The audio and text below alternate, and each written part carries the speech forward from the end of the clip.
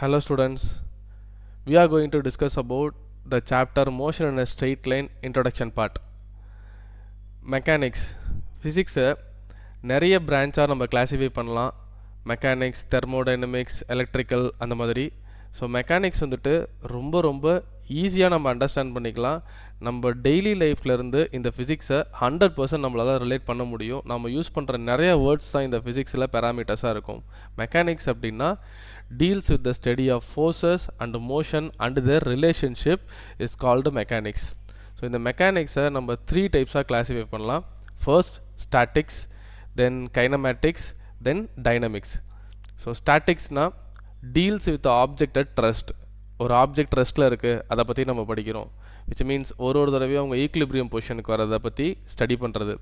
So இது நம்ம சிலபஸில் ரொம்ப டீட்டெயிலாக கான்சன்ட்ரேட் பண்ண மாட்டோம், ஏன்னா இது அவ்வளோ பெரிய ஒரு மேசிவ் டாபிக் கிடையாது. ஓகே. கைனமேட்டிக்ஸ்னால் என்னென்னா deals with motion of objects only without considering the cause of motion. So ஒரு எக்ஸாம்பிள் பார்த்துடலாம் இந்த டெஃபினேஷனுக்கு. சப்போஸ் ஒரு பாய் வந்துட்டு ஒரு ஃபுட்பாலை கிக் பண்ணுறாங்கன்னு வச்சுப்போம்.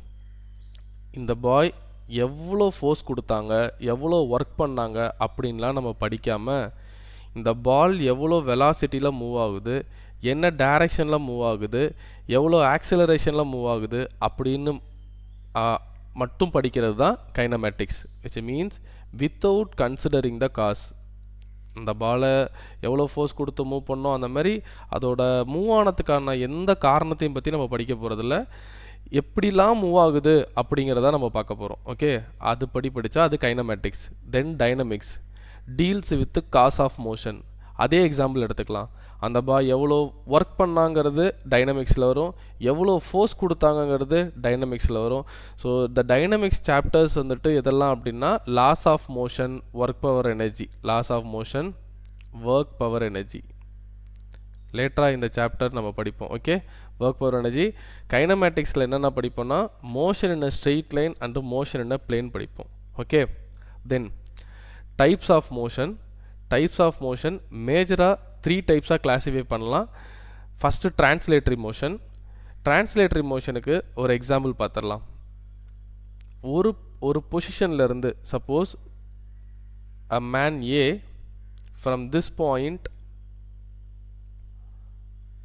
To this point, okay, move பண்ணுறாங்க. இது ஒரு டிரான்ஸ்லேட்டரி மோஷன். ஒரு புக்கு வந்துட்டு ஒரு டேபிள் மேலே இருக்குன்னு அசியூம் பண்ணிக்கோங்க.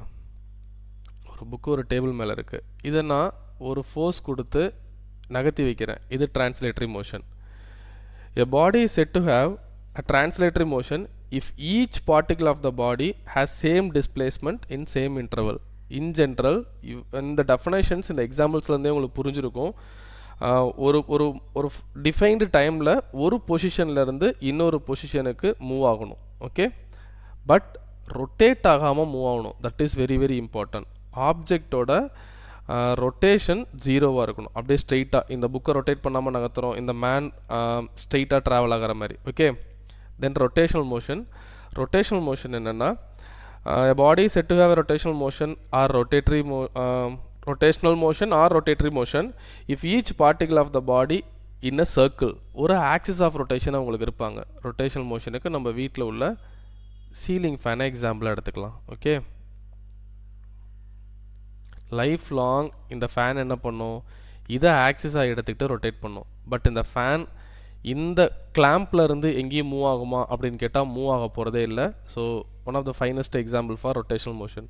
ஆசிலேட்டரி மோஷன் அப்படின்னா ஆல்டர்னேட்டிவ் கரண்ட்டில் உள்ள எலக்ட்ரான் எடுத்துக்கலாம். ஓகே, ஆல்டர்னேட்டிவ் கரண்ட்டில் எலக்ட்ரான் எப்படி ட்ராவல் ஆகும், டூ அண்ட் ஃப்ரோ மோஷனில் ட்ராவல் ஆகும். இதை விட இன்னும் சிம்பிள் எக்ஸாம்பிள்னால் பெண்டுலம் எடுத்துக்கலாம். From mean position to one extreme, again mean position, again another extreme. So to and ஃப்ரோவில் ட்ராவல் ஆனால் அது ஆசிலேட்டரி மோஷன் அப்படின்னு நம்ம மீன் பண்ணலாம். ஓகே, இந்த மோஷன்ஸில் இன்னும் டீப்பாக நம்ம கிளாஸிஃபை பண்ணணும் அப்படின்னு நினச்சோம்னா ரோலிங் மோஷன் அப்படின்னு ஒன்று இருக்குது. Rolling motion, rotational motion is totally different from rolling motion. இந்த ரோலிங் மோஷன்னா என்னென்னா டிரான்ஸ்லேட்டரி மோஷனும் இருக்கும் ப்ளஸ் ரொட்டேஷனல் மோஷனும் இருக்கும். அதான் ரோலிங் மோஷன். ஒரு பொசிஷன்லேருந்து இன்னொரு பொசிஷனுக்கு மூவ் ஆகவும் செய்வாங்க.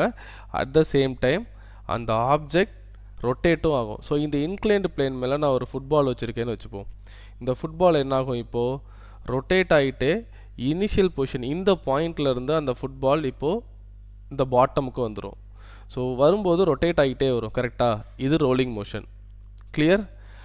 தென் ஆசிலேட்டரி மோஷனுக்கும் வைப்ரேட்டரி மோஷனுக்கும் என்ன டிஃப்ரென்ஸ் அப்படின்னு பார்த்தோம்னா, ஆசிலேட்டரி மோஷன் அப்படிங்கிறது ஒரு தடவையும் மீன் பொசிஷனை அச்சீவ் பண்ணிட்டு தான் அவங்க டூ அண்ட் ஃப்ரோ மூவ் ஆவாங்க. ஓகே, முன்ன பின்ன மூவ் ஆகும்.